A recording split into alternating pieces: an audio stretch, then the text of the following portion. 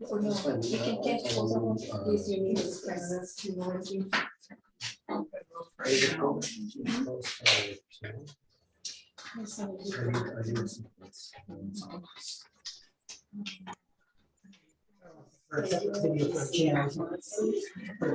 Okay, everybody, it's time to start. 1 minute.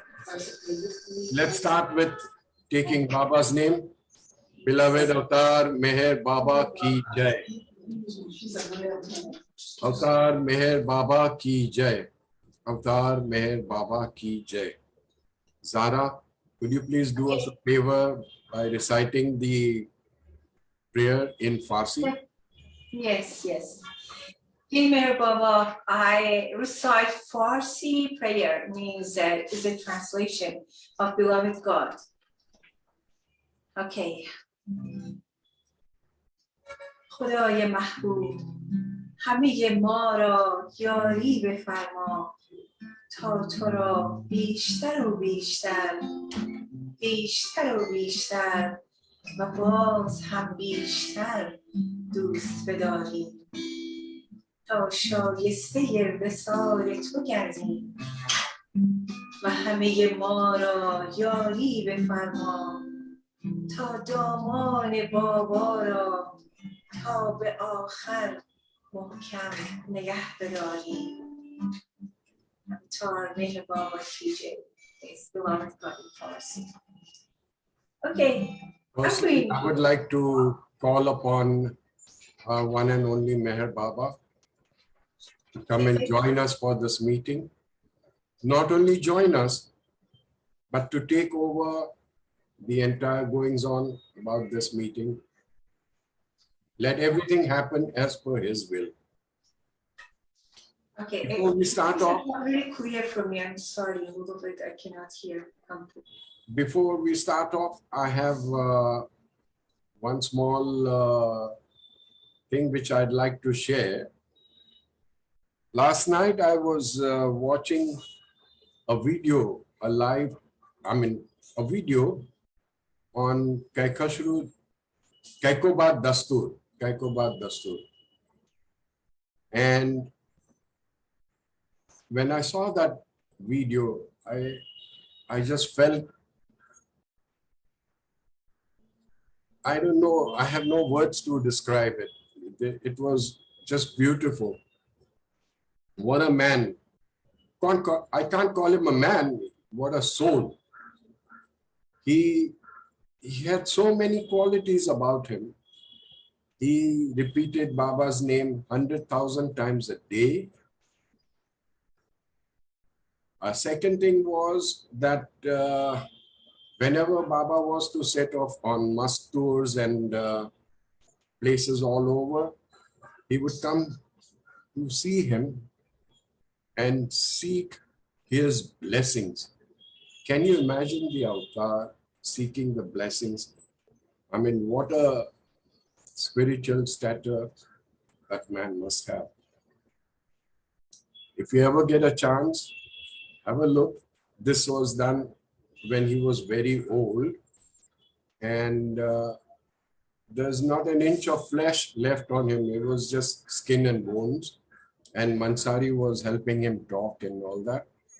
But it's a beautiful, beautiful thing to watch. It has no frills. It has no show, no nothing. And yet, that simplicity of the man stood out. He ended by saying that you guys keep saying that Meher Baba is God. How many of you all feel that way?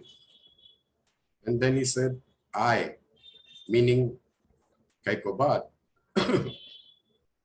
I feel it all the time.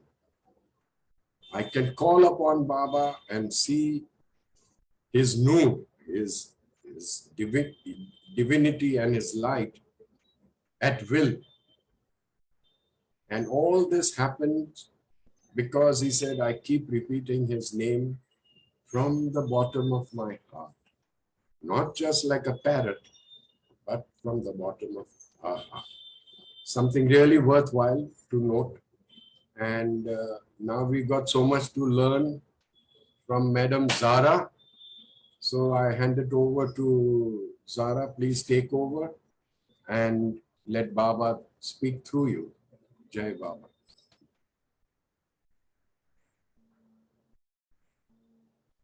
Zahra, could you unmute yourself, please? Zahra, unmute yourself. Hello. Your mic is off. Not there, on the device, where you've joined Zoom. Not that microphone, Zahra.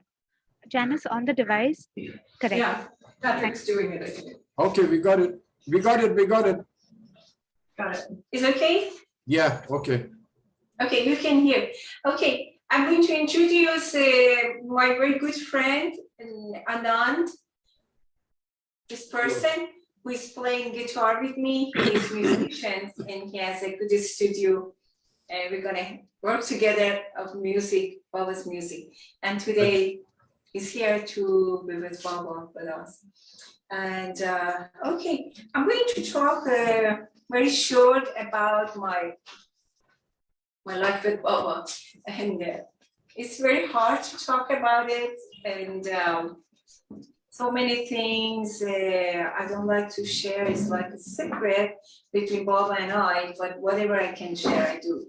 You know, first, when I came to India, I was coming to India before 2006. It was 2004, 5, I think 2 and 3 also.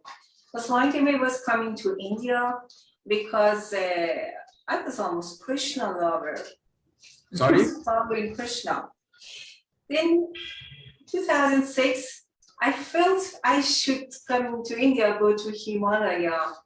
And, you know, I was searching to find a perfect master.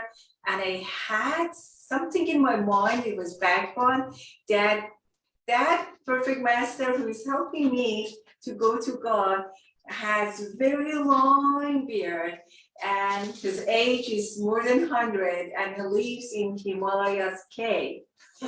Then I started, I couldn't stop not to come to India. 2006, I started with my son, who was very small at that time. And then we moved to India. We came to Pune. Somehow I came to know about Baba, his name, and it was very difficult. I didn't know this person is alive or not, you know, who is he? Nothing. I just came to Hyderabad by taxi so fast because I've been told that I can get help of that man, or, you know, he will guide me for Himalayas caves, and maybe this man knows about perfect masters in Himalaya. I had no idea I'm going to God and so. Anyway, then I came before start for Himalaya. I went to Mehrabad, and it was at 1:00 p.m. and nobody was there. It was too hot, I guess, at that time. It was, you know, and then just 1 or 2 people at the Samadhi. I went to find that man, Meher Baba, because someone told me about him when I was in India, to find him and then to search and know about Himalayas caves and masters in Himalaya. But when I went there, I didn't see anybody. You know, it was just one room and 3, 4 people maximum were there. And I saw, oh, it's so quiet. They're going inside to a shrine and they bow down to a shrine and come outside. Oh my gosh, what are you doing? Where is that shrine? And where is then that man, Meher Baba? Nobody's here to help me. And anyway, I was just looking inside Samadhi and I was thinking, wow, what's that? They go and they bow down to the marble and come outside. Oh, what they're doing? My mind started to work so fast and very strong. But then while I was looking inside Samadhi, one lady, Indian lady, told me, go inside. I said, oh, thank you. No, I'm not going outside. And said, no, go inside. He was pushing me almost. He touched my arm and said, go inside. And I don't know what happened because I was not thinking that I will go inside that shrine, as I was not knowing who's that person. Why should we go inside? Anyway, I entered, but I don't know how to explain, how to show my feeling at that time. When I entered inside, I could smell Baba without knowing his name, without knowing what is there. I smelled him. I know here is God. And both my legs, was numb, and I fell down just little in front of the door almost, but inside. I fell down, and I was just smelling. I was just breathing Baba in, and I turned to outside, and I said to that old lady was there. I said, "God is here. God is here." And then after that, I didn't know anything. I couldn't move, and people were coming inside for darshan. 1 or 2 people just, and then they asked me, "You should not sit here. You have to sit on the side here with nobody sits." But I couldn't move. All my body stopped working. Everything stopped working. I was just with him. I was smelling God without knowing his name. And then I said to people, "But I cannot move. I cannot go to that side." And 2, 3 people came inside. They helped me. They pulled me to the side. And I was just looking at his photo on the marble. I was smelling him. I was not in my body at that time, I can say, Anyway, then finally, I saw what people are doing. I also entered, and I went to Baba. And I talked to him. I was so angry at Baba, and I said, "Why you are here in India and you sent me to Iran? I have not to be in that country. Why you hide yourself from me?" And I was crying and shouting. Anyway, it was hard time for me also at the same time, this time ever in my life, in all my journey, I can say, till now, till today. I passed time a little bit while I was bowing down at his feet, and then people helped me. I came outside. Still, I couldn't use my legs at all. It took time for me, slowly, so hard. I could move to the taxi I got from Pune. I came back to Pune, but I can say after that, I really forgot why I came to India. The main aim, the reason was going to Himalaya to find perfect masters. Because of that, I was thinking that I can reach to God. But I forgot everything because I wasn't. Anyway, then slowly, I was coming to Samadhi. Then I came to know about him. Okay, here is Meher Baba. And people told me about NPR because I started to come every 2, 3 days. I got a taxi. I came with my son. Still, we were in Pune. And someone told me there is one hostel named is NPR, and you can go and stay there. I went there one night, and someone told me that, "Do you know Meher Baba is God?" Immediately I said, "Yes, I know." I said, "How do you know it?" I said, "Oh, it's a smell. I smelled him. I know God's smell." I said, "Oh my God." Oh, he shocked and he went back. He didn't want to talk to me. What you saying? God's a smell? Anyway, but after a few times coming and going to Mehrabad, maybe a few months, 2, 3 months, and someone told me about Manhuis. Said 3 Manhui still are alive. 2 of them are living at Mirazad, and 1 of them is a man who lives at Trust Compound and comes sometimes to Mehrabad. I met Meru and Katie at that time. I love them so much, but not a special connection with them. I just love them, and they showed me so much love. But when I met Bauji, everything changed suddenly. Everything changed. And that part, I should hide it. It's very, very, very secret. Something happened between us. But then later, few more times I came to Mehrabad for his talk. He had talk at MBC. And then one day he told me, "What are you doing in Pune?"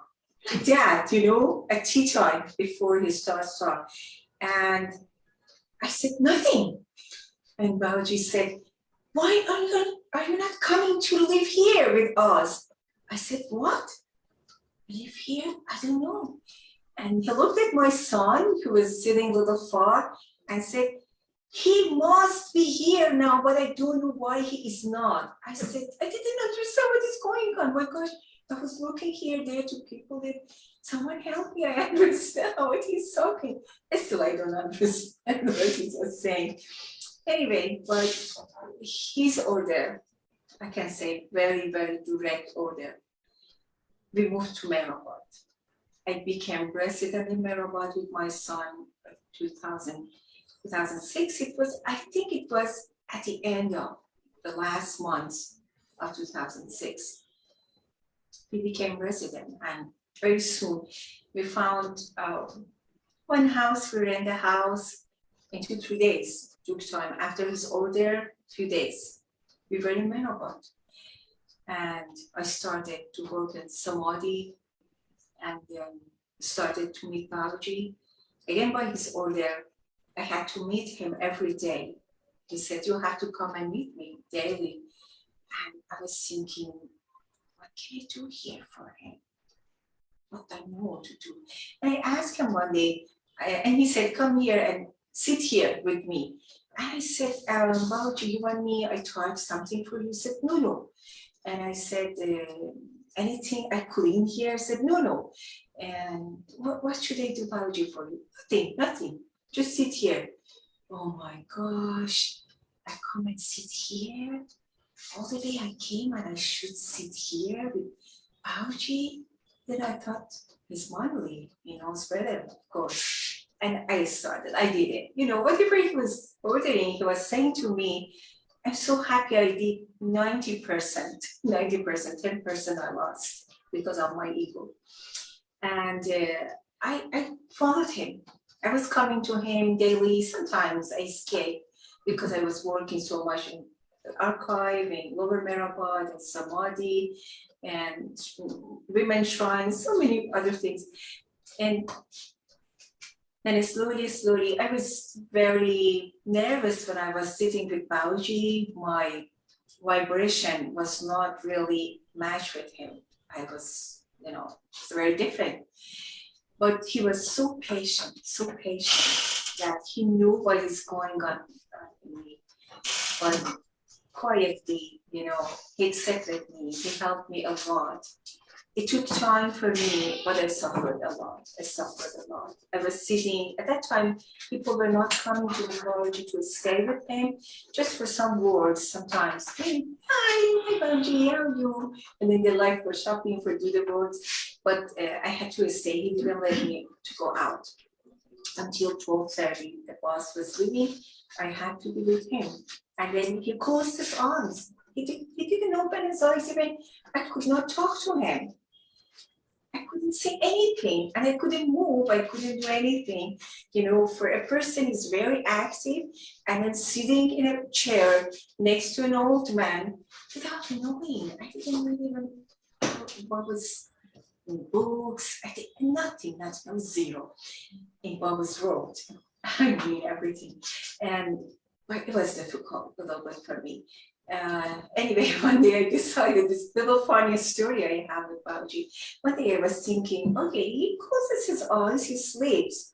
Why not I go outside? How he knows I'm doing that? And very, very slowly, I just moved to the door, like a mouse, slowly. And I got the handle of the door to open it. And he opened his eyes and he said, "Sit down." I came back to the chair in front of him. I sat on the chair and said, "I'm sorry, Babaji, I'm sorry because we slept." And then he closed his eyes again. Nothing. You know, he showed me that no, he doesn't sleep, you know, but he was helping me. He was helping me. And anyway, time passed. And after that, slowly, I didn't want to leave him. I didn't want to go back home. You know, he helped me a lot. And I just wanted to be with him. I just wanted to sit near him. As much as I was going, you know, closer to him, I took my chair close to him and I smelled him. It was like God smelled for me, you know. Like that, I stayed with Baba. You know, through biology, Baba helped me a lot. Unbelievable, he helped me. And until now, I'm talking to you, I'm in Marabad. And by his order, I cannot leave Marabad, I cannot go out. He said, don't live outside, don't go outside for nothing, and stay here and live and die in his domain.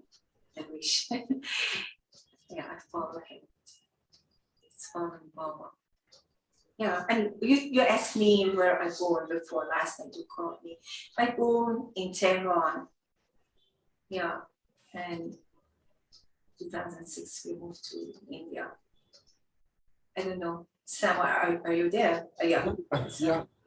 Zahra, when Yeah. did Bauji give you this name, Queen of Iran? Oh, let me a little talk about it. He was saying to so many people that Queen of Chicago, Queen of England, Queen of here, Queen of there, Queen of everywhere, blah, blah, blah, blah, blah, blah, Queen, King. He was saying, and to some Iranis were coming here, all of us were Queen of Iran. And like that. Not especially for me, I'm Queen of Iran, no. But you know what? In his book, his name is Awakenings, Bauji wrote. And yeah, the first number one volume printed. And I was reading Bauji was in his body. I was reading, I think in the second story, he wrote about the meaning of king and queen. It's very beautiful in spiritual realm and also in politics. It has meaning. It means servant. If you are queen, you are servant. If you are king, you are servant. You have to serve. That's it. Nothing else. And I shocked when I said, oh, he calls me servant. Oh my gosh, what else remains for me? But yeah, it has very deep meaning. I said, I wish I can do that. Yeah, that's the name. He named so many people, not everybody. Yeah, but his orders are like a jewel necklace on me. I'm keeping with myself. And it happened so many hard things, hard times in Marabad. You know it, you know better than us. And many times I was thinking that, why should I stay here more? I can live easily like that. I can go to any country. I can back to my own country. Or even I love India so much, I can live in other different cities, you know, where I love. And I really remembered every time what Balaji told me, and I said, all right, I should stay. I should keep quiet and stay. But every day is passing. I'm so happy. I'm so happy. How lucky we were that we could meet Balaji. We could sit with him. We could be with him and follow his orders. And we know here are Janice, Mother C, and Joanna, Mother People. They serve Balaji. I was just sitting with him, but they served. They did so much for Balaji's order. He wanted it. Anyway, we are a very lucky person. You all are lucky. We are all together because we heard Meher Baba's name. Only for that name we heard. We are luckiest people in the world. And it's my attempt to send that name to whole world, to everybody. I wish everybody can hear that name. A beautiful name, Meher Baba. His name. Yes. I prepared few songs for you if you like me to sing. Yeah, please go ahead. Yeah. Okay, should we start?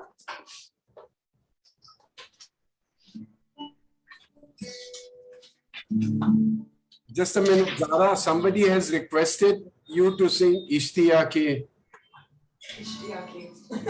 Oh, okay. Okay, try. Oh yeah, they remember from Samadhi. Okay, here is one poem. Yes, Sarah, I remember it from Samadhi. It's parent Jai Baba.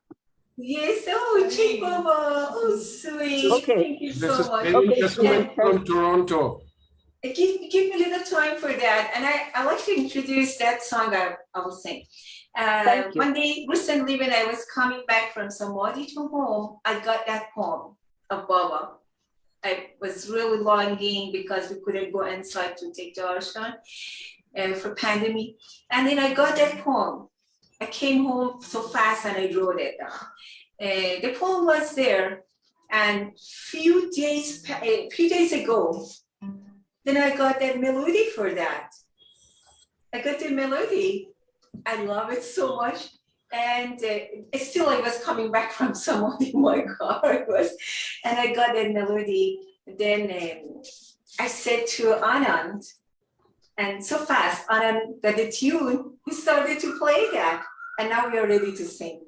He plays and I sing, okay? The name of the poem is Real Heaven. I wish Baba wants it.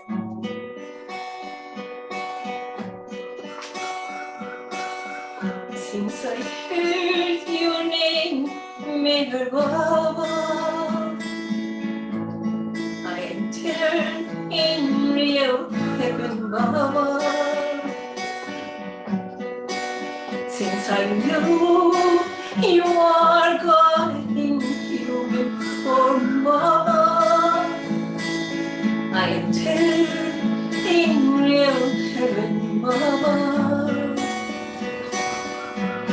Since I know whatever we did, we can put at your feet, and you are taking home never, Baba.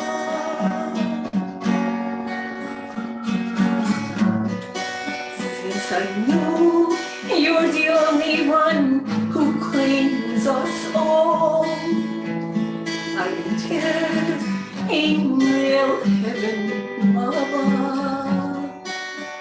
Since I know you alone exist, Baba, I know I'm in real heaven, Baba. Oh, Baba, oh, Baba, you are real heaven, Baba. Oh, Baba, you are real heaven, Baba.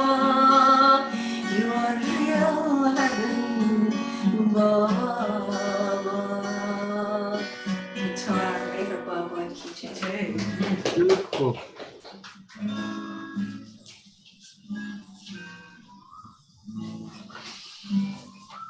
The next one is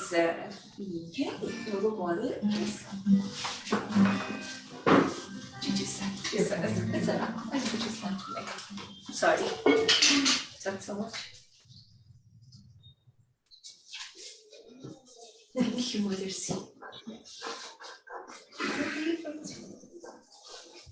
All right, this is the song of Mani Irani. Sunshine, everybody knows. Wherever you are, join and sing it.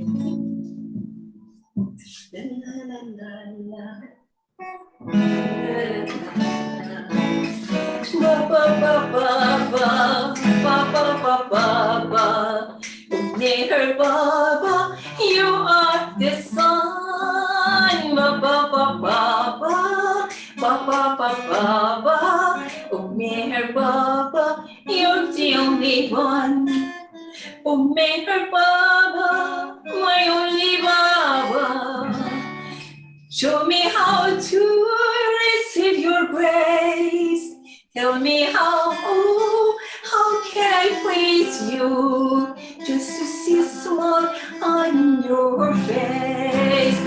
ba ba ba ba ba ba ba ba ba. Oh Meher Baba, you are the sun. Ba ba ba ba ba ba ba ba ba ba.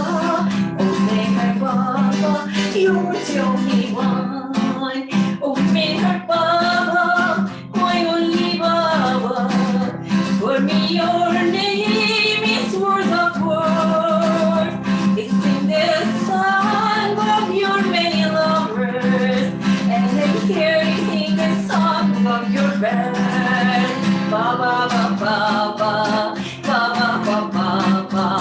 Oh Meher Baba, you are the sun. Ba ba ba ba ba ba ba ba ba ba. Oh Meher Baba, you're the only one. Oh Meher Baba, my lovely Baba, you are my Lord and you're my friend. I'll never lost or will be another. I am truly yours till the very end. Ba ba ba ba ba ba ba ba ba ba.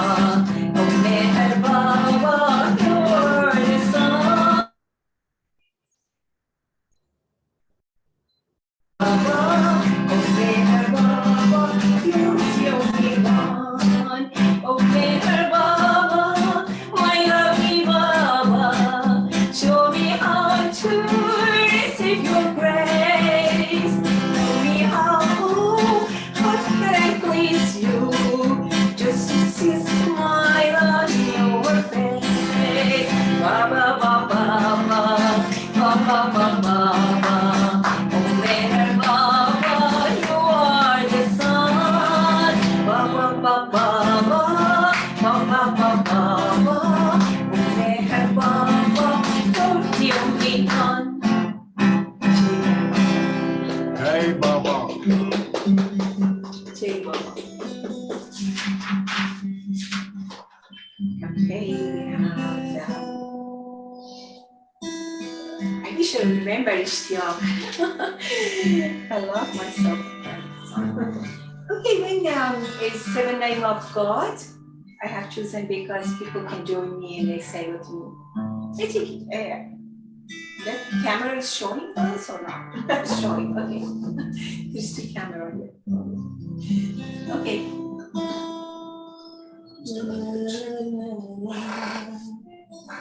Hari Bhara Vatemala Auramas Gauriyazanu Hari Bhara Vatemala Auramas Gauriyazanu Hari Para Matemala Auramas Gauriyazanu Hari Para Auramas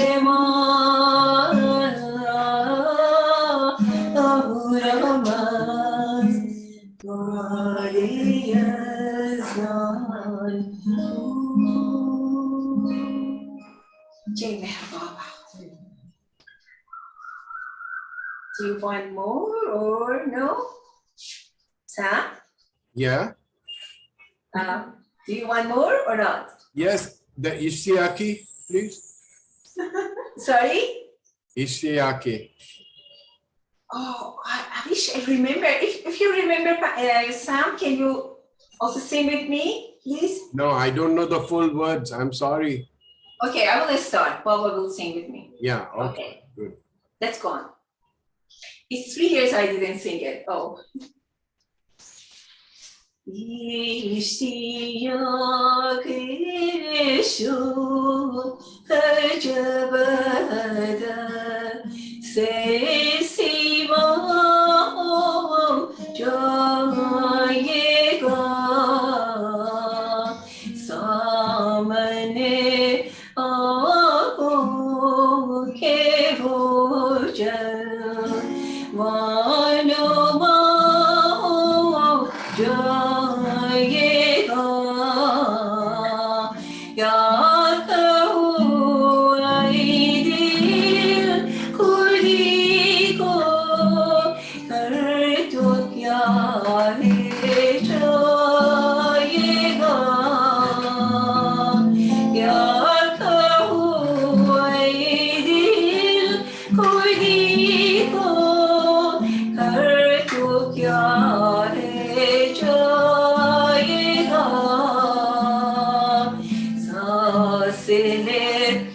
akuka kabande se siva jayega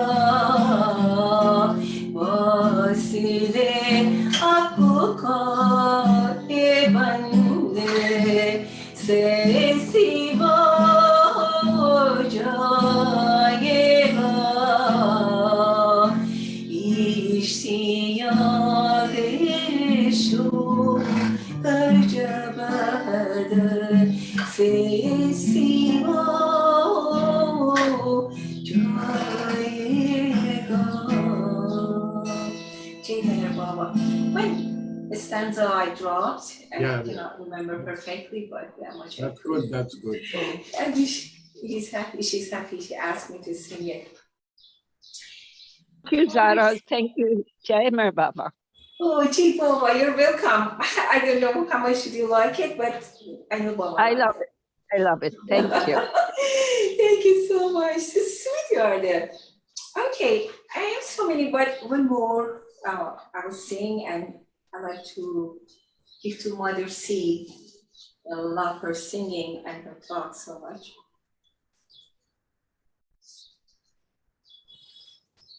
Okay, ready for that.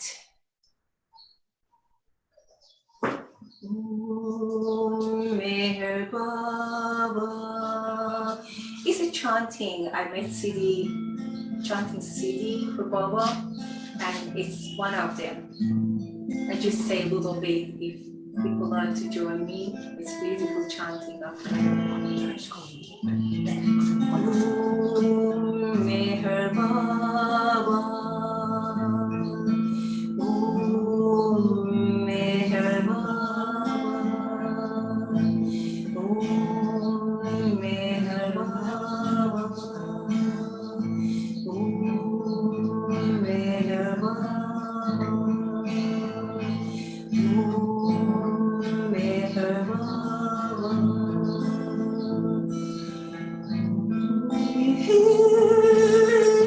Oh, Meher. Oh, Meher.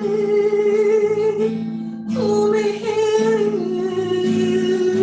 Oh, Meher.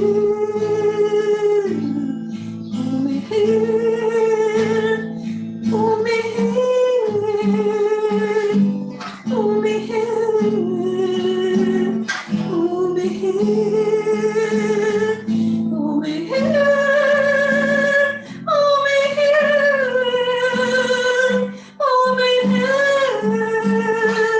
Oh, Meher. Oh, Meher. Oh, Meher. Oh, Meher. Oh, Meher. The time Meher Baba teaching here. Dear Meher Baba, thank you so much for the program, for inviting me. Gave me a great chance to chant Baba's name. Thank you so much. Thank you, Baba. Thank you, Janice, Baba. Sam, everybody who takes part in that. Before you go away, the Persian prayer again, please. Again? Do you want it again? Yeah, please. Okay. Sure. You know, I didn't have it in my mind because I learned everything in your English.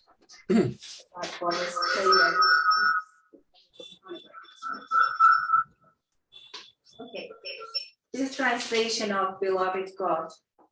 خدای محبوب همه ما را یاری بفرما تا تو را بیشتر و بیشتر بیشتر و بیشتر باز هم بیشتر دوست بداریم تا شایسته مثال تو گردیم و همه ما را یاری بفرما تا دامان بابا را تا به آخر محکم نگه بداریم.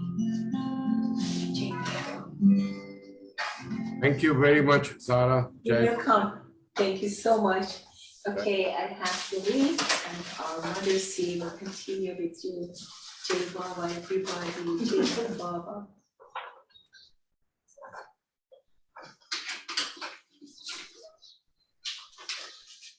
Hello, Sam. Jai Baba Janice. Hey, Baba. We're in the same place in Bauji's office, but they need to pack up. So I've gone to the other computer. And I hope you can hear me and see me all right. After me about a key day, I everybody. hear you all right, but we can't see you yet. You can't see me? No. Okay, I see.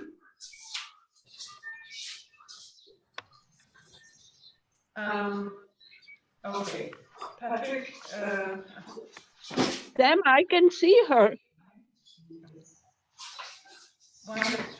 okay. Who's this?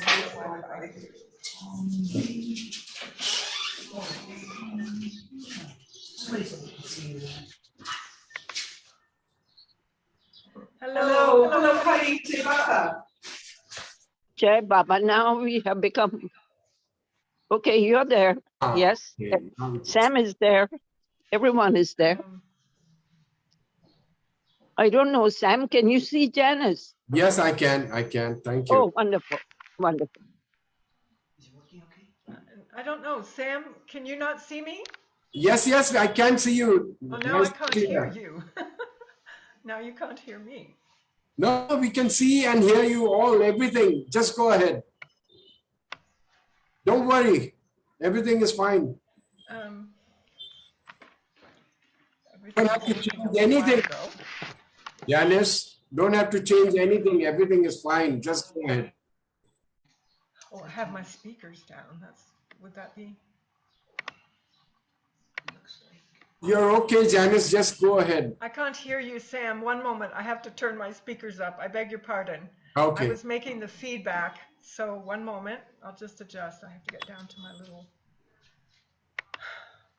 controls here. Sorry, people.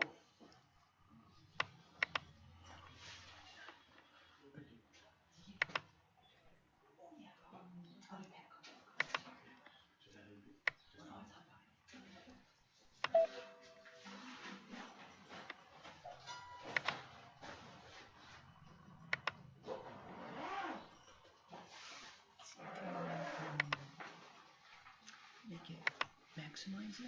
I was just trying to do that. Sam uncle, in the meantime, shall we do the announcement? Please do. Yes. Janice, just give us a minute. There's an announcement to be made. Okay. Thanks for remembering. Yeah. So Archana ji, can you come in? Do I need that? Yes. Jai Baba, one and all. It's been a lovely evening listening to Zahra. We're so enchanted and driven to heaven, actually. Thank you, Zahra. All right. The announcement is about the Winning His Heart events, which are held by the Avatar Meher Baba Bombay Center every year. We begin this coming Sunday, that is April 3rd, with the first event, which is an art event and called What's in Your Jar. You would have all seen the creatives which have been shared in the various chat groups. So my request to all of you that you must participate. You would have to do the event while it is on. And after your creative is ready, you will post it to the email address which has been shown, which you can see on the screen. So all you need is yourself, your colors, and the most important ingredient, that is love for Baba. So use your color palette, express your emotions, and I assure you what you create will surprise you. So please keep in mind, 3rd April, hope to see you all at 5:30 on Zoom. Thank you. Jai Baba. There's just one more clarification to be done. It seems people have already started sending in their artworks. Right.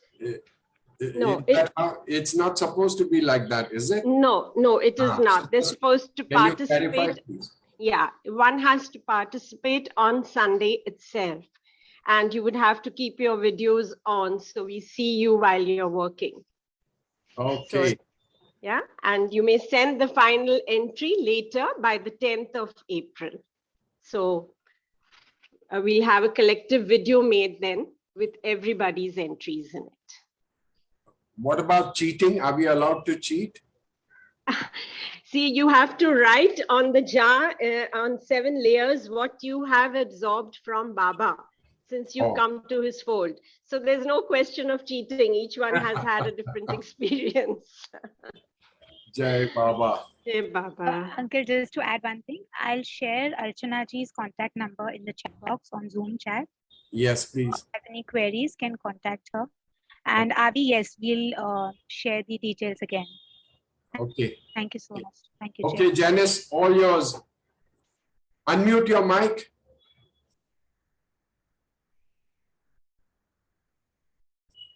Unmute your mic. Avtar Meher Baba ki jai. Jai Meher Now Baba. you can see and hear me. Yes, of course. Thank you for inviting me. Hello, everybody. Bombay, all Jimmy, Meher, Bhikkhu, Nishit, Reka, Kunda, Avi, Meher, Repeats, Dilshad, Rustam, Pia, Anahita, Dinesh, Feroz, PS, Godrej, Pareen, Namita, Janice, and Sam. Jai Baba, everybody. Jai Meher Baba. Hello. Oh, Mrs. Nafte, hello there. Jai Baba. So nice to see you. Very nice to be here. Thank you. You want me to just proceed? Please do. Okay. Yes. Just hearing your advert about your promo about the sample jar, it reminded me how Katie Irani used to always tell that when we were cooking. She said, don't forget the main ingredient is Jai Baba when you're cooking. Don't forget you have to put the Jai Baba ingredient. And also, Sam, your story at the beginning when you were telling about Kaikobad, it made me remember this little incident which was so incredibly touching to me. And nobody else is here to remember it or witnessed it. But when I first came in 1975 to India, Kaikobad was still alive. I'm sure I didn't imagine this. And, you know, he was living in that I believe in that hospital building with the rest of the family up on the hill behind Samadhi. And it must have been his very last days. And he was out on one of those string beds, kind of near the cabin, Baba's cabin, and so he could see Samadhi from where he was lying. And I had come with Meher Baba's brother, Adi Sheriar, and his wife, Franey, and Shireen. I'd come to India with them from London. And so I was a complete green, unknowing person, didn't know anything, didn't know who anybody was. But there was Kaikobad lying on his bed, and Adi went so tenderly to lean over him and to greet him and to say Jai Baba. And Kaikobad had asked, or he asked at that time, he wanted Adi, if he called him Dada, or he called him Baba, or he said something like that, and he wanted Adi to shave him. And so they brought the razor, and very gently and tenderly he did that, you know, to make Kaikobad happy. And I'll never forget that. And later I kind of had a better idea of who he was, and you know what you said, 1 lakh times a day he would say his name. And Mehrnad always says that he was always saying to everybody, I am Meher Baba, I am Meher Baba. And he must have come to that stage. So the beginning reminded me of those things. So that's very nice, Janice. That was very nice. Yeah. I'm glad. Just your story. It creates that intimacy, you know? It creates that intimacy. Yeah. This story reminded me of that incident. So I can try to summarize my little, you know, insignificant story, but my incredible great luck and fortune to have landed up here in Ahmednagar, in Mehrabad, in Merazad, with Baba's family in London. And it's all a really amazing story of, you know, just kismet that you don't even think that you deserve, but it has come your way, and every day you can't do more than just bow down in gratitude for what has been given to you in your life, the opportunities to serve, and to the love that you've experienced from Baba and his mandali. So I could tell all my childhood and wild teenage years and so forth, but ultimately, basically, I heard Baba's name in 1970, and that was a year when so many young people in America, there's a wave of people that all heard Baba's name, and obviously he told Padre, "You don't know I have not yet opened the shop." So he opened the shop, and we felt the love waves flowing, and with each person, some incredible tapestry he wove, the artist of lives, to bring us to him. And in my case, I was not a religious person. I attended the Unitarian Church with my parents. It was kind of liberal, secular, humanistic, but not Jesus-oriented, not God-oriented. And I had a sort of a transcendental, humanistic love of nature and of sense of the innate goodness of humans and all that, but I didn't believe in God. And I was offended by Christianity, its hypocrisies and its practices and its mockeries of what I could barely perceive were Jesus's teachings and so forth. So I was, very much a kind of rebel in terms of religion or believing in God or God-man. So then, Baba, bye Patrick, thank you. Then the middle 60s and the late 60s hit America, and people were really out of their minds. The young people were really, the culture was crazy. And I participated in that culture. There was culture of drug taking and of loose morals and all of that. I was in college, and I 17, 18, and then I dropped out of college, which was almost the fashion in those days, and my parents were so loving and so accepting, and I know there was horror in their minds, but they said, "Okay, dear, you do what you have to." They were always very supportive and loving and tolerant, and that was a principle that they had taught us, and they had to live it, and they did, and how much they accepted and tolerated was incredible. But the point is, I dropped out of college. I went to live in Boston, and so this is the place where, from where I traveled to the West Coast. And when I was on the West, and in Boston, there was a huge university student culture, and there are all kind of intellectual talks and things going on at Harvard, but also this whole counterculture, hippie things were happening.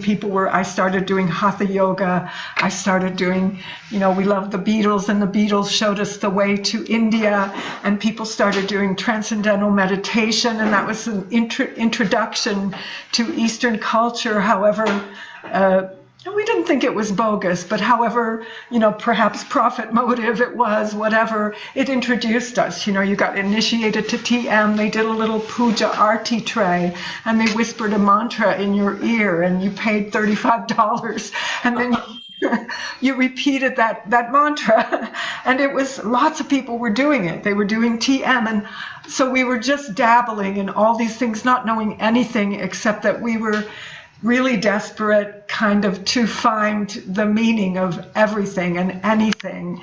And there was a desperation in the air and also in my heart, that there's something more. Where is it? What is it? Who is it? I never thought that it was a who, but there was a desperation. I didn't have ambition to have a career or to have a family or to have a marriage or anything. I just had this very undefined desperation to find. It was a seeking without knowing the goal or the object. So I'm out of college. I'm in Boston amongst many, many young people. My friend and I decide we're going to hitch to the West Coast. My girlfriend, in those days, everybody hitchhiked. We did so many dangerous things, which looking back, we know obviously Meher Baba, without us knowing him, was our father and was protecting us all the time, from so many possible incredible dangers. So we hitchhiked most of the way to the West Coast, and there in the West Coast I was reading all kind of multiple literatures, mystics and Sufis and astral travel teachers and very, very hodgepodge sort of things. But, after that other world, that other dimension, which even the drugs that people took, I feel Baba, even if it was just marijuana, whatever, he sort of took the lid off of our 1950s suppressed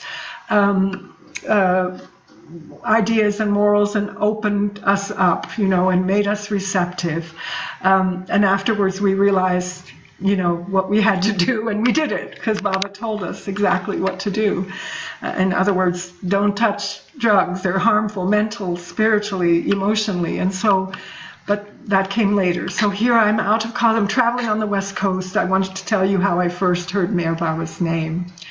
I was reading Edgar Cayce, the wonderful kind of mystic, clairvoyant, who actually lived very close to Myrtle Beach, Virginia Beach, and had a kind of Christian focus. And he was real. I don't know if he was advanced, but he was real. And I was very touched by the book.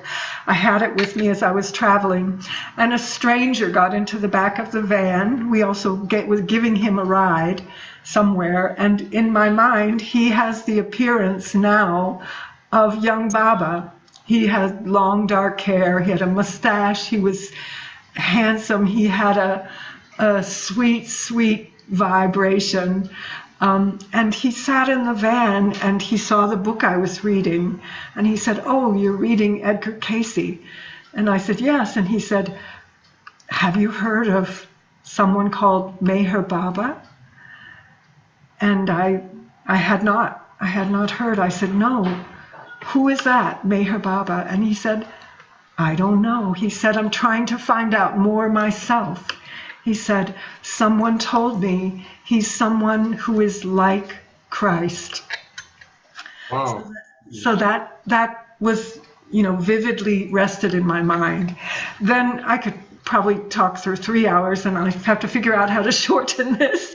But in the next journey, in the miles that I traveled in the next few weeks, it seemed like each stopping place there was another stepping stone, another footprint, another breadcrumb that Baba put down to lead me on the path to discovering him, to finding out more about him.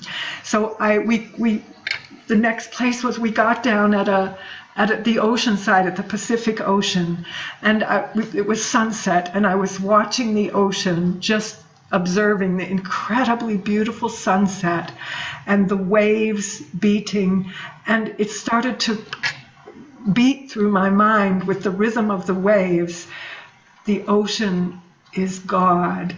The ocean is God. Wow. The ocean is God. And it seems sort of platitude right now, but for me, I didn't like the word God. I didn't like it. I didn't have anything positive or beautiful. I didn't have the beautiful ancient Eastern feeling. I just had the kind of bogus, false, hypocritical associations of religions and so forth. And to have that beauty and that ocean is God, it was like it washed away my prejudice against the word and the concept very, very full feelingly. Then in the next place, we got down in San Francisco. We camped out, and we were by beautiful rivers and so forth, and living in a very wonderful sort of natural environment, swimming in the water and walking on the sand. And then we got to San Francisco, and I had that sort of bump down feeling of being in this urban landscape, with steel and cars and noise and pollution, even though San Francisco is the most beautiful American city. But still, I was brought down from that transcendental natural world, and it was kind of bringing me down altogether, when suddenly here we are driving along the freeway in San Francisco, and looming in front of me is this huge pink billboard, bright, a pink that we now call Baba pink, and it only has one line of text in it, and it says, "I have come not to teach, but to awaken. Avatar Meher Baba." Wow. And I see the name and I say, "Oh, that's the name that man said to me, Meher Baba. So it was like the next hint, the next footprint, the next guidepost for me. So I heard the name, and then I saw the name. And then I went on my way back to Boston. I stopped in Columbia, Missouri, which is where my parents lived. And my father was at the University of Missouri. And as a very compassionate father himself, they had only just moved there from my birthplace of Texas. And he had said, when I went to college, so he'd saved up a little stack of clippings and things that he thought I might like to attend. We didn't have internet in those days, it was what you saw in the newspaper, a little brochure. And I was looking through the stack of programs and things he thought that I would enjoy. And there was something he knew I was interested in. I was sort of opposed to the contemporary modes of oppressive education, and I had been reading all books about alternative education like Summerhill and the idea of free schools and so forth. So this was a talk that was to be given at University of Missouri about, in the big Jesse auditorium. It's like a classic old university auditorium. And it was about a university called JFK University, which had many sort of radical ideas for education. And the speaker was nobody I'd ever heard of. The speaker, and the only subject was JFK University, and the speaker was Dr. Alan Cohen. And I didn't know who he was, and it wasn't that other Alan Cohen, but he was our Alan Cohen, the one who had a deep connection with Baba. But I knew nothing about that, and I went to the talk knowing no connection with Meher Baba. But the talk was absolutely hilarious, and that was one thing, because the whole first half of it we were just laughing and laughing when he told his own experiences with Timothy Leary and with becoming disillusioned with the LSD movement, and how he got into Eastern concepts and Eastern wisdom, and how he was led out of that from the drug culture himself, which theirs was sanctioned, it was funded by the university. But it led him out of that, and he began to explore the East. And ultimately, then he didn't talk more about that. He talked about consciousness and the idea of expanded consciousness and infinite consciousness. And then the rest of the talk was all about JFK University and their academic concepts, and how you could have infinite faculty. And that was if anybody in the radius of 25 miles had something that you wanted to learn from, they would make him a faculty member, and just many, many radical concepts about their university. That was the whole talk. But then at the end, he asked for questions. So I said, you said something about, I raised my hand, and other people had asked questions. I said, and we were laughing the whole way because he was so humorous. And I said, you said something about infinite consciousness. Could you say something more about that? And he said, anything in particular? And I said, no, just anything. And then he talked about the Raj Yoga and Karma Yoga, the yogas in India, and how all of them have this goal of expanding consciousness towards the goal of infinite consciousness. And then I swear he kind of lit up to me like a Christmas tree almost. He just started to twinkle. And he said, and speaking of infinite consciousness, he said, there is someone who says he is infinitely conscious all the time, and his name is Meher Baba. Wow. And I went, Meher Baba. I thought, oh, Third time. Yes, he's after me, or I'm after him. What is happening? This is Meher Baba. And he said, and if you'd like to know anything more about him, I have some information here. You can come down at the end and get some. So of course, my brother was with me, who's now my late brother. I ran up there at the end, and I just met him quickly, and I got that little famous "Don't worry, be happy" card with Baba's picture, smiling picture, and that little square card, and it had the address of Rick Chapman's information, box 1011 in Berkeley, California. And I thought, oh, and his picture. Now the picture, it didn't, it was sort of mysterious to me. It's not like I had an instant flash or anything, but I was looking at it. It was happy, I felt happy. So I went back. I took the Greyhound bus back to Boston. Am I talking too much or too long or? No, you're doing just fine. Beautiful. Okay. Very So interesting. anytime you can stop me or say, oh, enough already. No Okay. problem. So took the Greyhound bus to, took me 30 hours or something to get back to Boston. And one of the things that I did there, I have to say, it's all in India especially, you all think, oh my God, was I used to sell this. I didn't have any real source of income. Later I worked as a waitress and a temp typist and so forth. But I used to, and a veg, food co-op person and stuff. But I used to get the underground paper called the Riverfront Times, and anybody that wanted to get a stack of papers and sell it on the street could do that and make, keep half the money. So I confess, I did that. Each week on Tuesdays, I went and got my stack of papers and stood on the cold Massachusetts Avenue.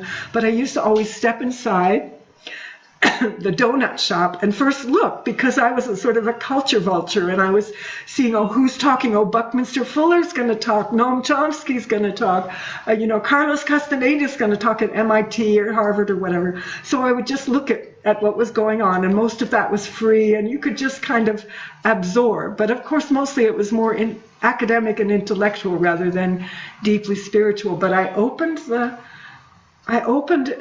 first thing that I opened to, I looked and it said, whatever day, Dr. Alan Cohen, lecture and film, Avtar Meher Baba, Harvard University. Wow. And 1,500 miles away, I had just heard him talk in the obscure middle of the Midwestern part of the country. And here I landed up, and here he was going to talk in a few days' time. So I said, I have to go to that. So I did, and I went. It was a big, very big, it was like a duplicate of that University of Missouri hall, but much bigger, Harvard style. And it was free in those days. You could just get into anything and go to anything. Nobody checked your digital wallet or your passport or anything. I was there, and at the beginning of his talk was very, very similar to the one he'd given about JFK University. He probably talked about that because at the Midwest they knew he'd never invite him to talk about Avtar Meher Baba, but he knew how to drop the name where it needed to be dropped. So the first part of the talk was just about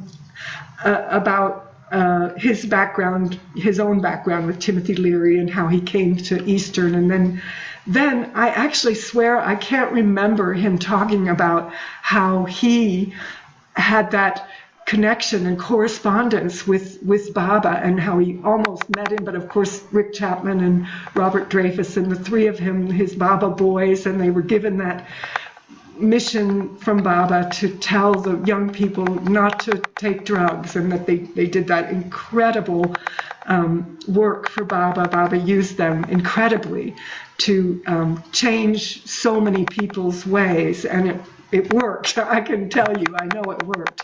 But so in the talk then he spoke about Meher Baba, but nothing, it's just a blur, I don't remember. But then he showed a film, and it must have been there were hardly any films available in those days, so it might have been the Pete Townsend Parvardigar or something, but it was a film that had the footage of Baba in Nashik, I think it's 1937, where he's walking in his sadra very, very majestically with a few people around him and walking.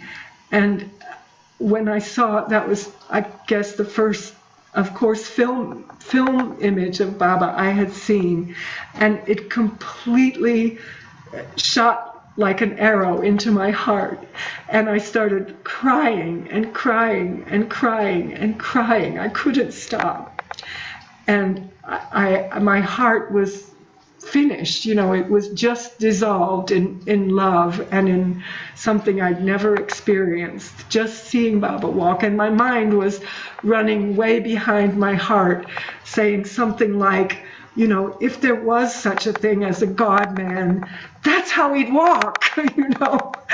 And so really I was done for from that moment. And, you know, we know that Baba said, you know, he gives darshan through film. So and those images, his photographs and his images, and that's why he made them so available. So that you know, shot me through and through, the arrow of his love. Then I immediately I got down to Harvard Bookstore and got the discourses. I found the discourses there in Cambridge Bookstore. Years later, Peter Booth said to me, "Oh, I put those in there, you know." And also the billboard in San Francisco. 30 years later, Mick Hamilton and Ed Van Buskirk said, "Oh yeah, we put up that billboard." So later on, we kind of went full circle. So I got the discourses, and I started to just read from cover to cover. And I went to, they had a Baba's, and the discourses were absolutely rivetingly beautiful to me and clear, so perfectly clear and understandable, and so carefully put, so that each word, you know, like Baba told us afterwards, he put atom bombs with the words, you know, but it wasn't exploding in me, but it was so clear, and it was just what I needed. Everything was what I needed to hear, to read, to understand, to have guidance. And so I was just drinking that in, and the everything and the nothing, there was hardly any other books available. Those two I could find. And I went, they had a Baba's birthday celebration at Harvard, and I went, it was just like an open house, and I went and picked up some literature. And then somebody told me that they had meetings there on such and such a day. So I'm going to have to speed up my talk. I'm still back in 1970. But that's fine, go ahead. Okay, so I went to, they told me this was the first meeting that I attended. I hadn't been to a Baba meeting. I was still in Boston. And I got there early, and it was just in a room in a academic hall in Harvard that they'd obviously just hired a room for their meeting. And there was nobody there when I got there, but there was, when I was sitting, another woman arrived, and she looked very, very insecure, very uncertain, very not sure if she wanted to even come in the door. And she was very conservative looking, and finally she came in and she sat down. And then I just tried to be a little bit friendly, and I just greeted her, and I said, "Oh, I've never been to one of these either, and you know, what made you come?" And I said, "You know, you follow Mayor Baba or something?" She said, no. She said, and then she looked like she really didn't want to tell me anything, but then she sort of opened up, and she said, I've been going through so much, and nobody else came, so it was still a silent room except for the two of us. She said, "I've been going through so much in my life," and she said, I was having so much depression and sadness, and my marriage was breaking apart, and I was about to get a divorce. And she said, while I was asleep one night in the room with my husband, she said, suddenly in the middle of the night, she said, I experienced an incredible feeling of light and air and beauty and fragrance. And she said, and I looked, and a beautiful man in a white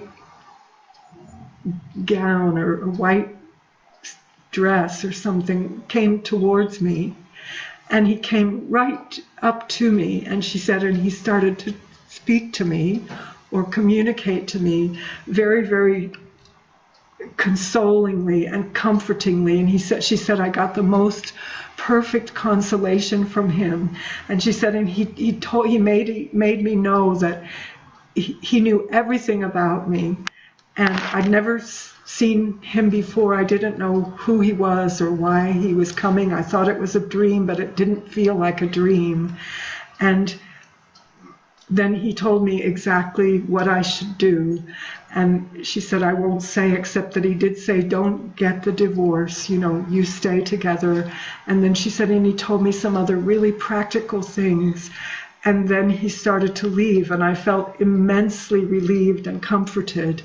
And she said, and then as he walked away, then he turned around to me and he said, my name is Meher Baba. Wow.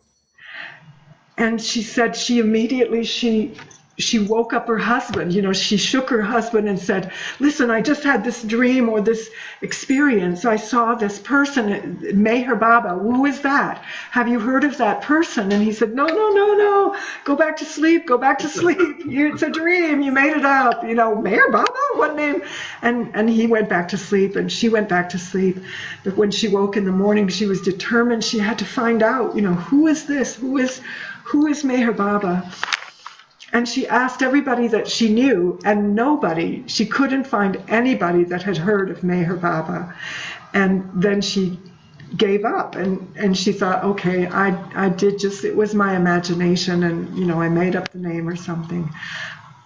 But then she asked one more person, and that person said, oh, Meher Baba, yes, I know about Meher Baba, and I know somebody that knows about Meher Baba, and they go to meetings about Meher Baba, and I'll put you in touch. So she had been in touch with that person, and that was how she had came to that meeting that night.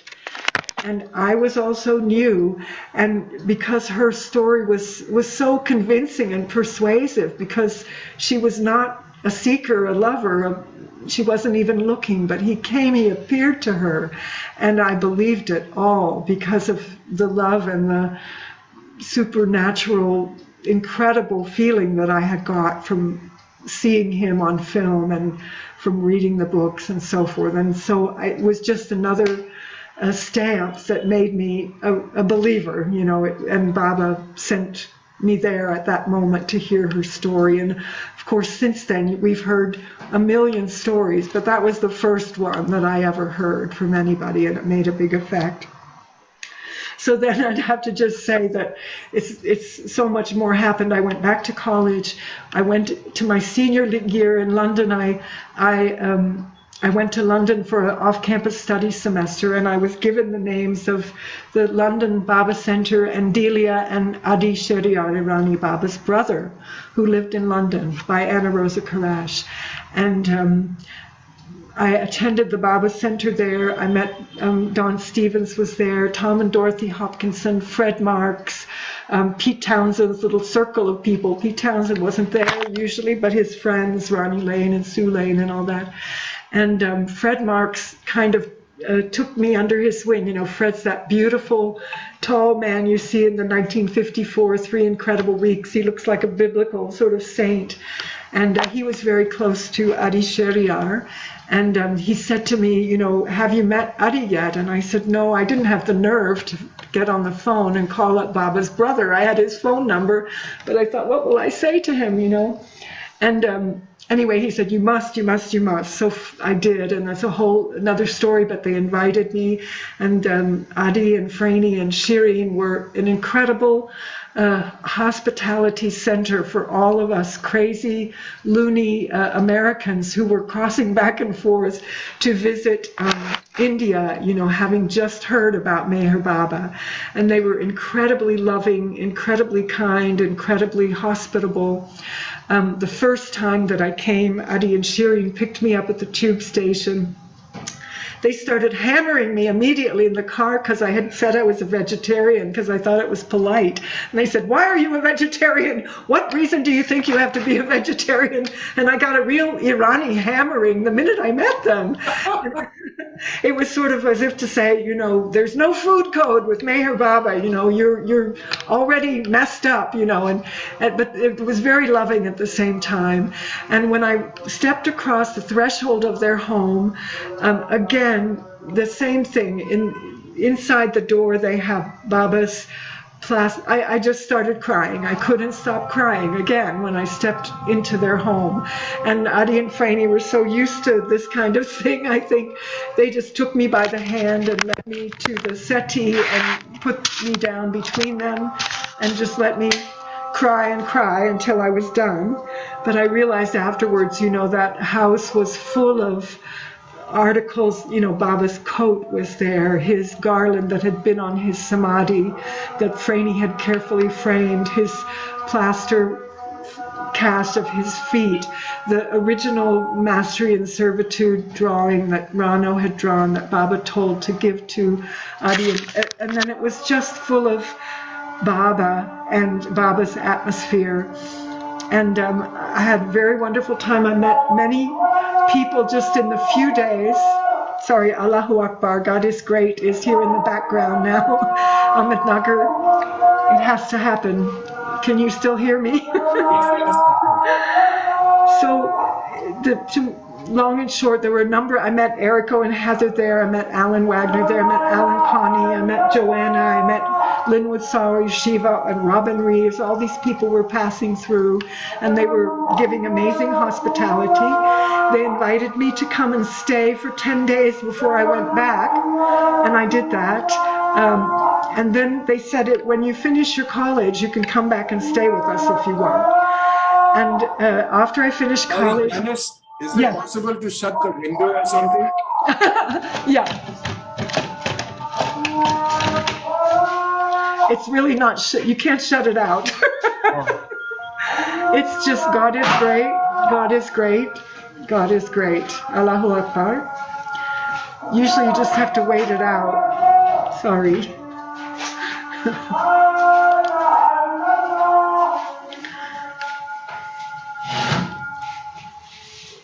It's nice, but it takes over. yeah. I think the close one is almost over. It comes from many directions because we have 5 or 6, mosques in this area.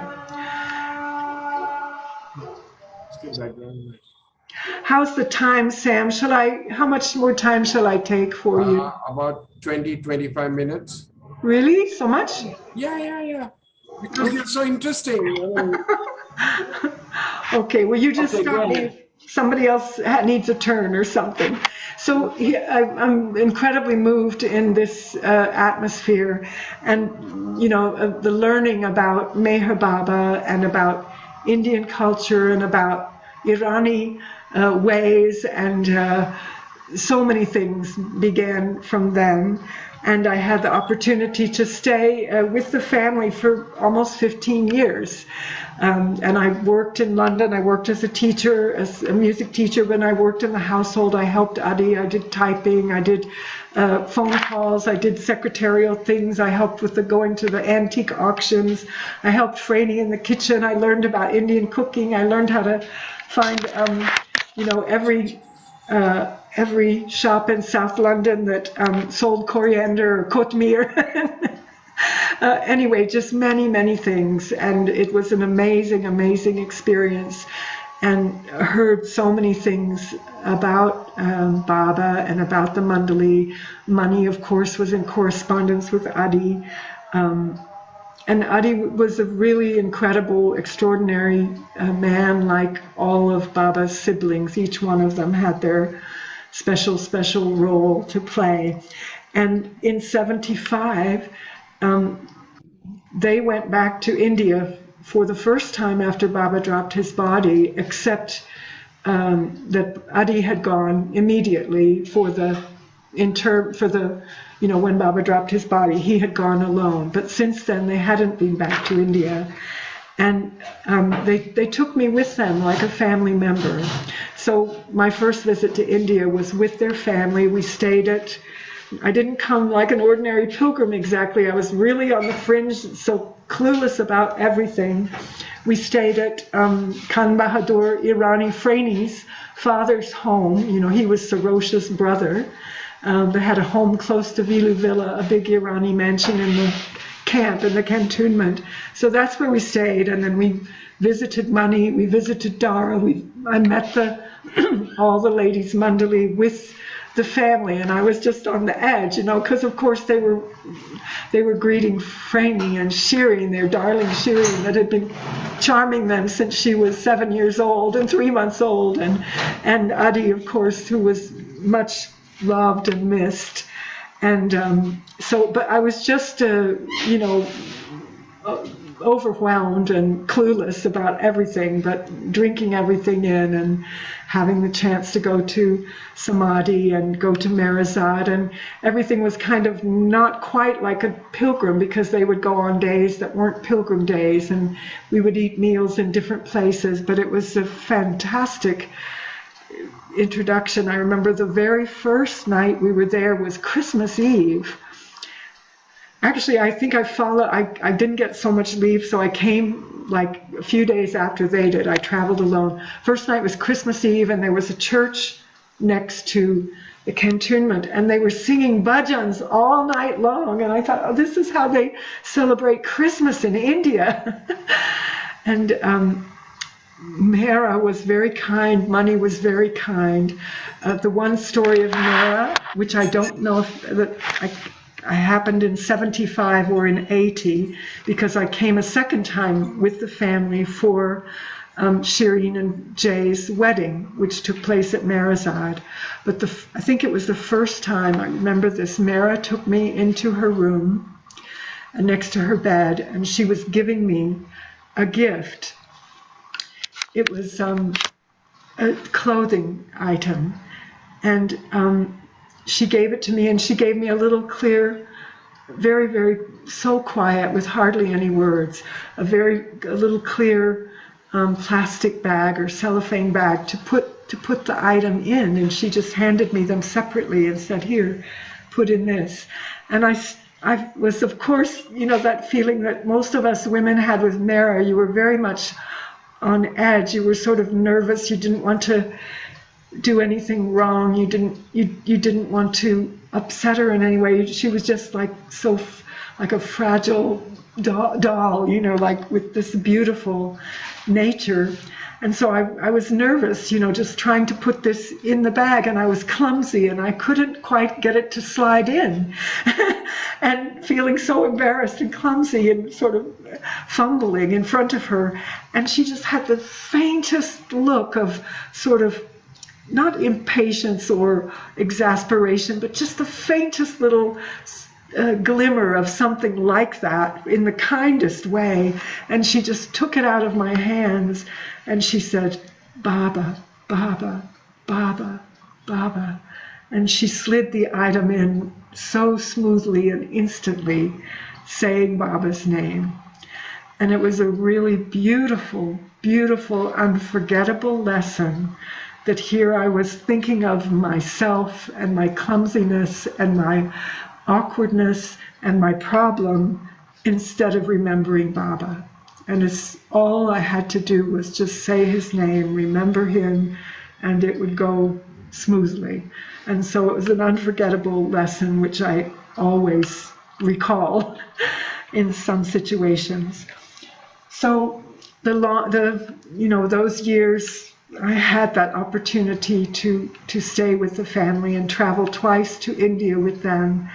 And 1980 was Shireen and Jay's wedding, and that was also a wonderful occasion when all the Mandali were fussing over Shireen and very much enjoying this occasion which Baba had promised, because Dara and Amrit had married at Marazad, and though no one else was supposed to marry at Marazad, Baba had made the exception because she was Dara's sister. And so that was also beautiful. Adi became sick, and it was hard times afterwards, but altogether it was just an incredible opportunity, and I learned so much that's beyond words, indescribable. And Adi passed away. I moved back to America. He had guided me and said, when something happens to me, you should move back to America.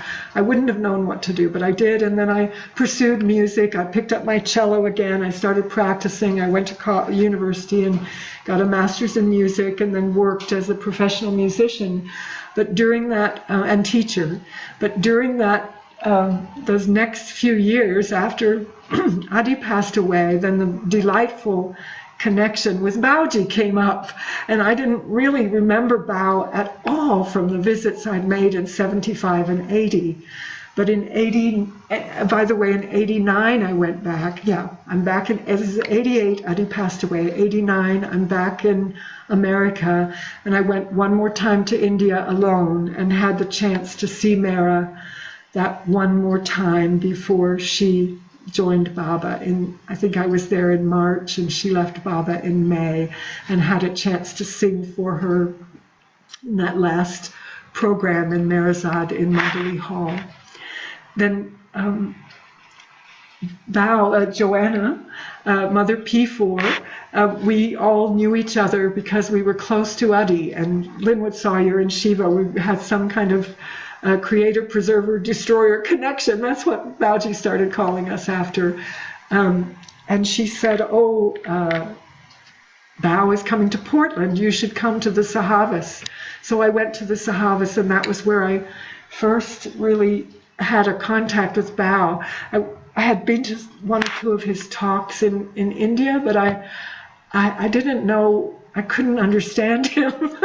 And I would sit on the edge, and I was like, I didn't know really all of what he was saying. But I remember that at the end of the talks, there would be this incredible wave of love. It was as if he lifted up the dam gate, and this wave of Baba's love would wash over everybody, and that was very memorable to me. So we met Bauji and Christine Pearson there, and we had learned how to cook Indian food. I had learned how to cook because I'd been helping Franny, in the kitchen and all that. So I said, please, can we cook a meal for Bauji? And they said, no, the woman he's staying with, she will never let you cook. She's very possessive, she's very protective of Bauji. She never wants anybody to do anything for him except her, And I said, just come on, just ask. There must be a reason, So just find out if we could just do one meal for him. Maybe it'll be a change. Maybe it'll be, better or worse Indian food than people in America are trying to make or something. And finally she asked, and that it was agreed. So we cooked, we very carefully, and I said we have to be on time and we got to do the best we can. So we took the meal, and it was just Chris and Christine Pearson and Joanna and Shiva and me and Bauji. And whom I didn't know as Bauji, I didn't know at all, but he was in a very, very lovely, lovely wine shop mood, and we felt so attracted to him and the feeling of Baba we got with him. We just couldn't describe how amazing it was, and it felt like a sort of a link from being with Adi to being with Bao. And then the next summer, out of the blue, Christine, whom I also didn't know, but she was organizing all of Bauji's tours, she called me up from out of the blue, and it was Baba's, again, just the weaving of the beautiful tapestry of the life. She said, Bao's coming to stay at our house, and will you come and cook for him? And I said, yes. And she said, can you bring your team? Which meant Shiva and Joanna. And I said, yes, without asking them. And then and we went and stayed many weeks because he had, he had to rest there for a long time. And then we had so much opportunity to get close to him in a just very intimate, just sitting around the breakfast table, the lunch table, the dinner table, and going with him everywhere to the talks and in his rest times and in between. And then Christine encouraged us to go to Los Angeles and go to Chicago and go to Portland and be with him there and cook. I got the opportunity to cook in Jaco Caraco's house and in Chicago and for Portland, and we just got closer and closer to Bao, and it was such an intoxicating time, and the talks he was giving and the programs that were happening at the LA Sahavas, all the places were so uplifting and amazing, and it just, now we can't even dream of creating that atmosphere, but we knew that Baba was sending him year after year so that we would feel Baba, and that we would come to know who is Baba and what is Baba. And So it was a fantastic time, and I was just still juggling. I finished my master's degree, then I was working and teaching, but I would just juggle. I would just get substitutes, leave everything, try to get enough money, borrow some money, whatever, and get to all these occasions where there was Baoji, because I had that chance. And at the same time, Bao started to encourage and say, not just to me, but to everyone, come to India, come for Amartithi. This is the time when he's pouring out his treasure, and come to India. And he would then say to me also, come, when are you coming to India? So every 2 or 3 years through the 1990s, I would do my best to make a pilgrimage, or even every year. However, I've never had enough money, but somehow my friends helped me, people helped me. My aunt, who miraculously became a Baba lover, it's a whole nother story, she would help me, and somehow I got there. And then somebody said to me, you can go and sit in Bao's office and hang out with them. And I said, you can? And so when I would get on the pilgrim bus and sit in the office where we are right now, we're in Bao's office here, sit in the office with Bao, and just the atmosphere again, it was just, I couldn't believe the incredible love exchanges that were going on, and the awakening and the eye-openings and the love and the explanations and the reaching out, that Baoji did to each person, and it was really extraordinary. And I felt so much love in the room and so much Baba. And one day I was sitting there and the bus was going to leave, and I said, I just, couldn't leave. I didn't want to leave. And I was kind of stuck to my chair, and Baoji just made the sweetest sign to me when they're saying, board the bus, board the bus. And he just kind of went like this, like, just stay where you are, So just with a simple hand sign, and so I did. And then he brought me over to lunch at his house at Raj and Mirnath's side, Rama's side. And then a few times he did that, and then he said, you should come and stay here. And so in 2001, I did that. He said, you come and stay at the trust compound and you can help me. So I did, and by grace of God, I had fast touch typing, even though I made the worst grade in school I ever made. So I got to take dictation. 2001 was the year that Erich was still alive. It was July. It was like 1 month or something before Erich dropped his body. He was still coming every day to the trust office, but I got to stay here for a month. And Baoji at the same time was having those awakenings, which later became a book. And every morning he was saying, take down, take down. And then he would dictate this stream of what he had heard from Baba in the night or in the early morning. So I had that chance to take all that down and start doing his correspondence. I'd done that in the West also. And then he kept encouraging me, come back, come and stay. So I stayed for 3 months and 3 months and then 6 months. And then Zahra, same year as Zahra, 2006, I came to stay full-time here. And Baoji said, you should live here. And I said, yes, because I really had no other option, no other choice, no other wish, but to live here. And so in 2006, I got to come and stay here and help Baoji. There were many other people, a big team of people. But from that time till this, I've been living here in Ahmednagar in the trust office in the compound, and it's been my great. And Bao, you could tell a million more stories of his. He, of course, I was a little bit close to Katie and Mani, but really the main closeness was with Adi and with Baoji, and that requires, volumes and stories and movies to tell about, Baba's extraordinary mandali that were doing, nothing but his work. They were just transparently Baba, everything they were. It's not like we said, oh, they're perfect master or they've become one with God or anything, but Baba was using them thoroughly, and Baoji's every moment, there was nothing but Baba, there was, he had his personality, but it was just love in action. Love in action, love in action. Both we saw in the West and here in the East, and amazing transformative things that happen to people just through a few simple lines in an email that Bauji would dictate. We saw over and over again, and things that would happen in this office, you know, but it requires a whole nother time of storytelling. So that's my great fortune to stay here. And Bauji, he said, you know, stay here and help the trust and help Mehrnat. And so again, I got that clear guidance like I'd been given from Adi, what to do next, you know, when Bauji had to leave us and got to join his beloved in 2013. So I'm here since then. So I talked and talked and talked. And you want me to sing one song, or shall we just close and let other people? Please do. Okay. Sing a song. Okay. Maybe just one song.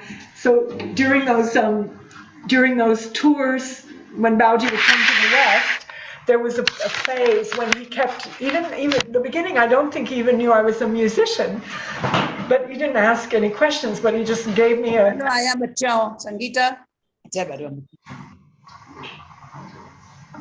he just gave me a,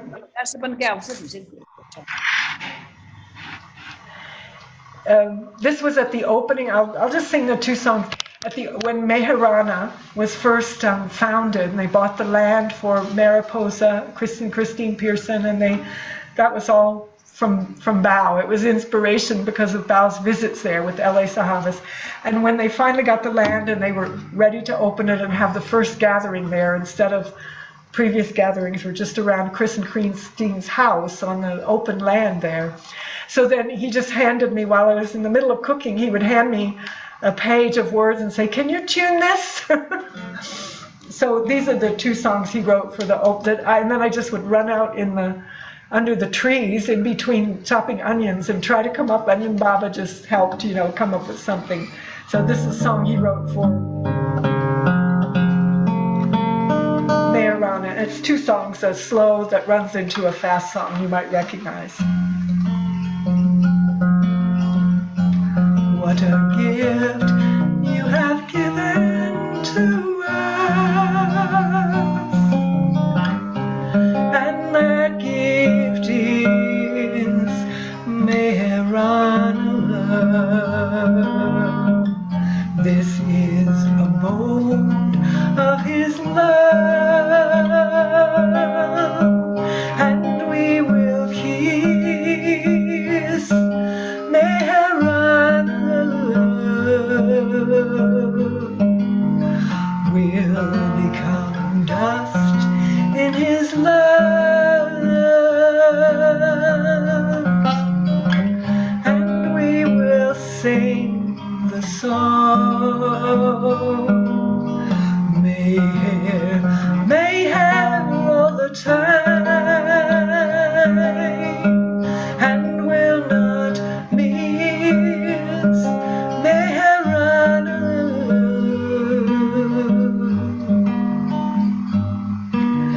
We will live for you and make this life your gift. You are our pleasure and pain, and you know this, Mehrana.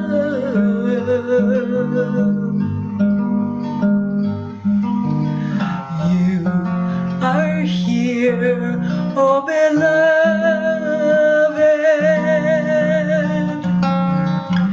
and you are love divine. A drop of love give to us, and we will kiss Mehrana. A drop of love give to us, and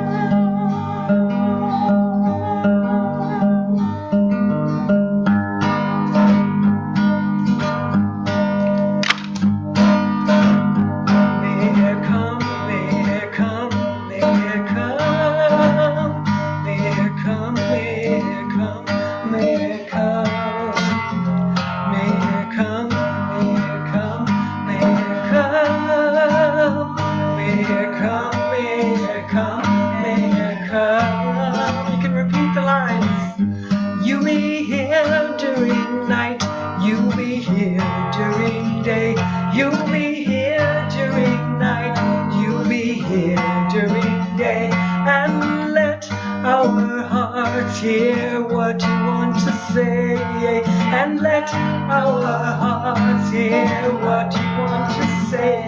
May it come, may it come, may it come, may it come, may it come, may it come. We are your children, and you are our Father. We are your children, and you are our Father. We want to surrender to you.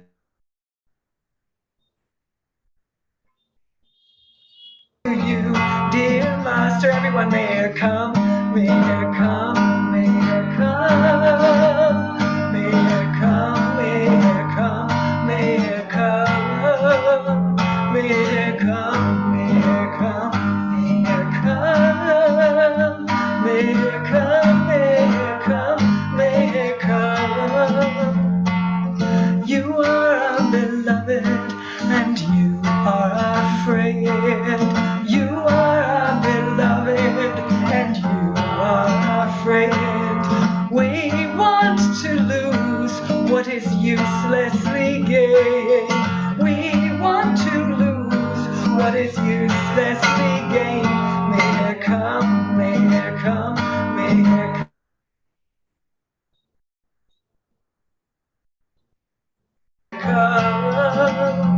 May it come, may it come, may it come, may it come, may it come, may it come. You are here and you are there, and there is not away from here. You are here and you are there, and there is not away from here. We call you and we call you. Come, beloved, come here.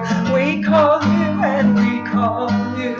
Come, beloved, come here. May it come, may it come, may it come. Everybody, may it come, may it come, may it come.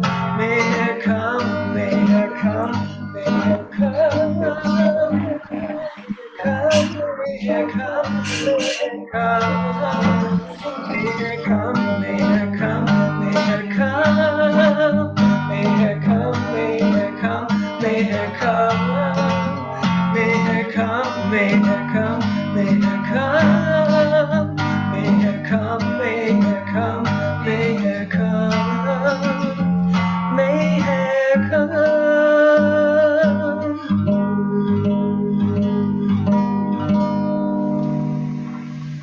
और मेहर Jai Baba Ki Jai. Thank you, everyone. Thank you, Jai Baba.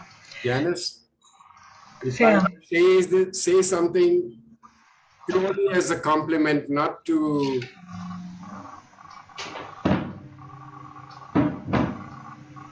the kind of glow and the blushing that you have on your face, and the skin shining through, it shows your love for the beloved. It's him, his Baba. His Baba's just with us. He's with us. Somebody just says you have given us a 6-course meal of Meher Baba. How sweet. Nitish from Dubai, I think. Thank you. Nishit. Yeah, Nishit. Yeah. It's me. Yes, yes.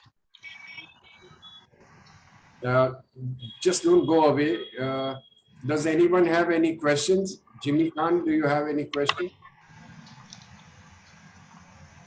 Hello?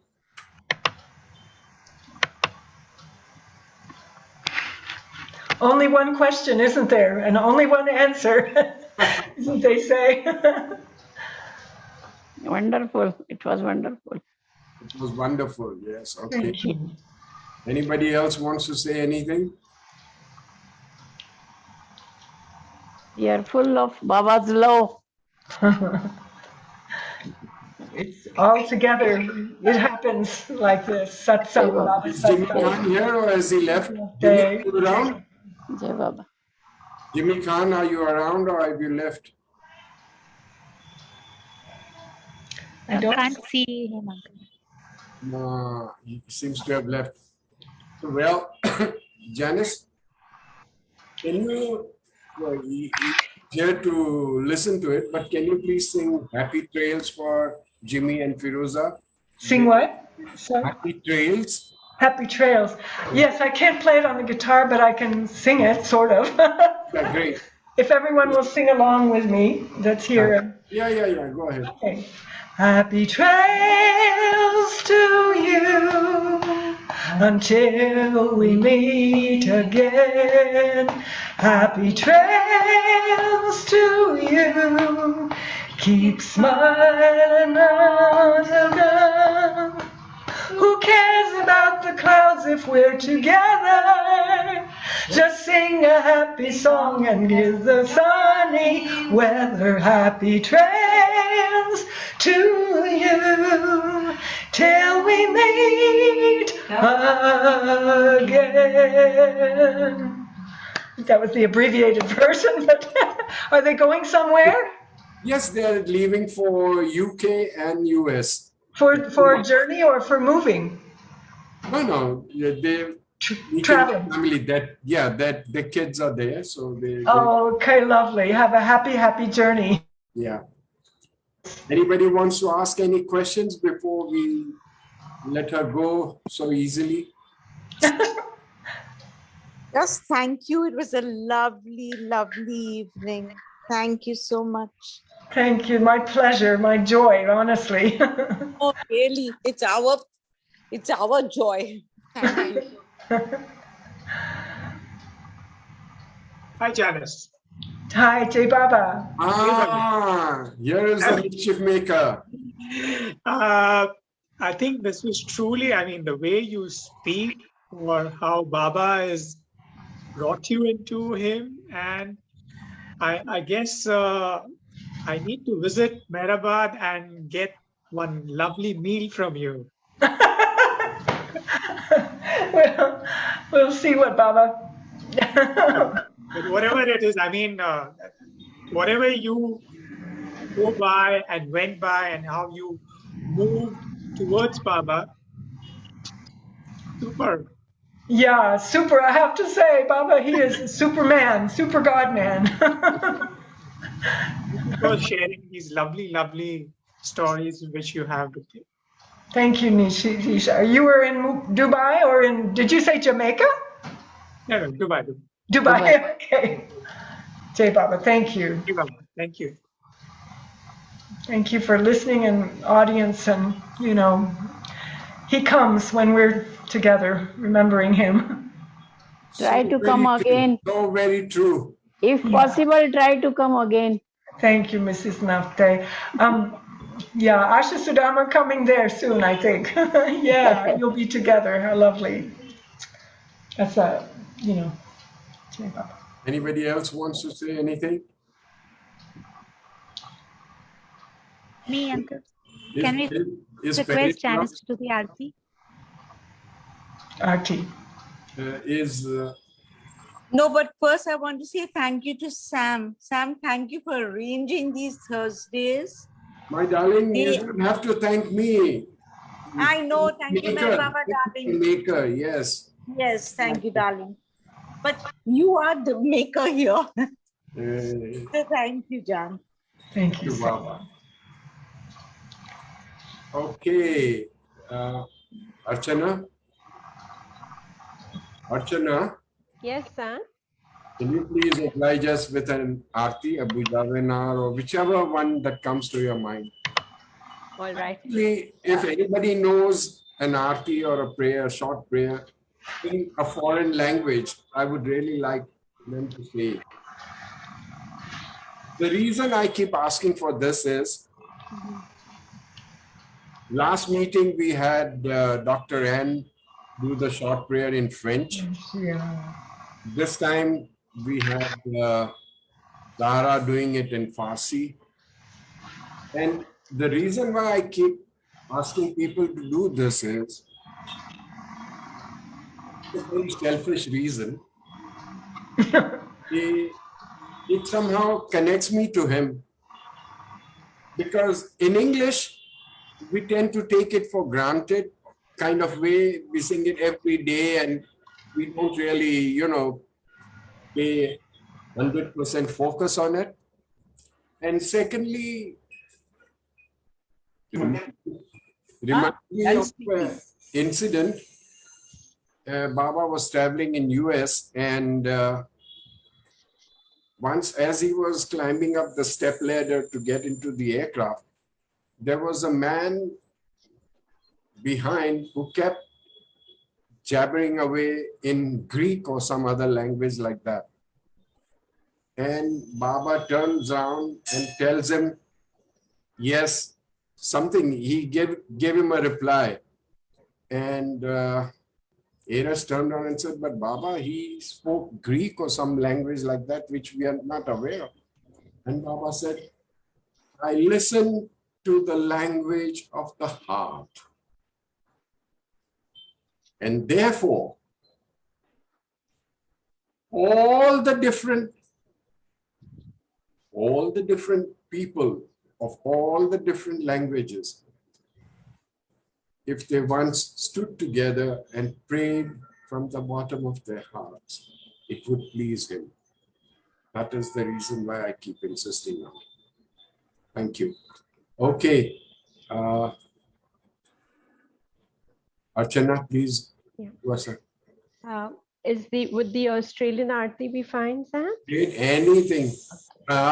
Just a minute, Archana.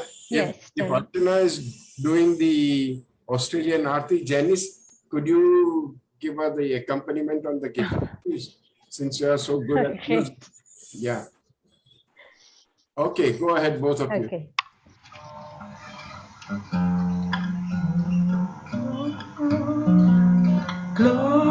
Glorious, eternal, ancient one, your face is a bright transcendental sun.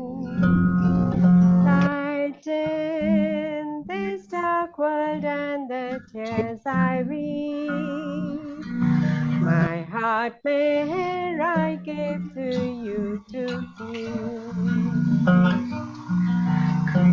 Creator yet creationless you are, truth and truth's body, divine avatar. Through compassion the three worlds maintain, destroy this ignorance that life sustains. These five lights are the whirling spokes of breath of the world's wheel that bears me on to death. Unless you who are infinitely kind, break the wheels of which is conditioned mind. This incense is my love, these fruits my art, which to please you I have shaped from my heart. Accept them as you would a simple flower that has no use beyond its shining art. You are myself, I sing to you in praise, and beg your love to bear me through the days, till you, the ever-living perfect one, illume my darkness with your shining sun.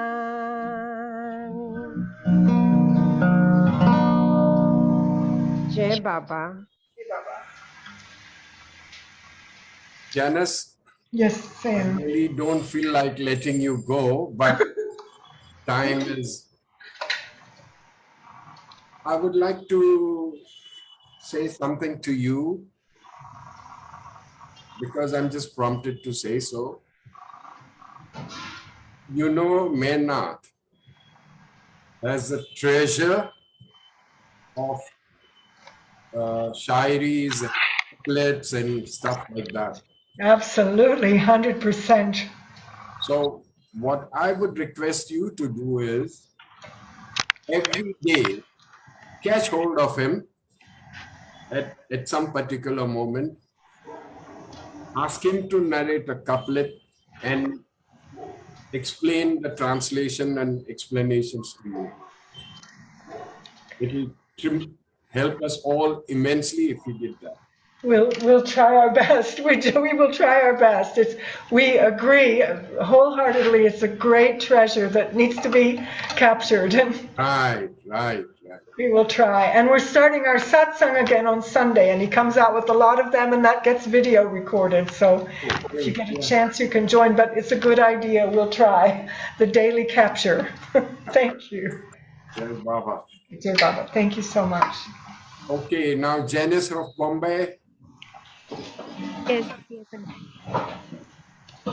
What is this full equals to 9 written behind you? Janice? At the window sill, there is a... Are you speaking to me? Yeah. Okay. This is I'm still in Bauji's office. This is that story. Fool number 9. That was his nickname from the event that happened in Hamirpur. Yeah, it's a really good story. And Bauji used to tell it. Pool number 9. Yeah. What is the story? Can you say it very briefly? Very briefly. Because we are out of time. Yeah, the Gaya Prasad Kare messed up and he didn't arrange Baba's transport properly. And Baba said, what kind of punishment must I give everybody? And he was very stern.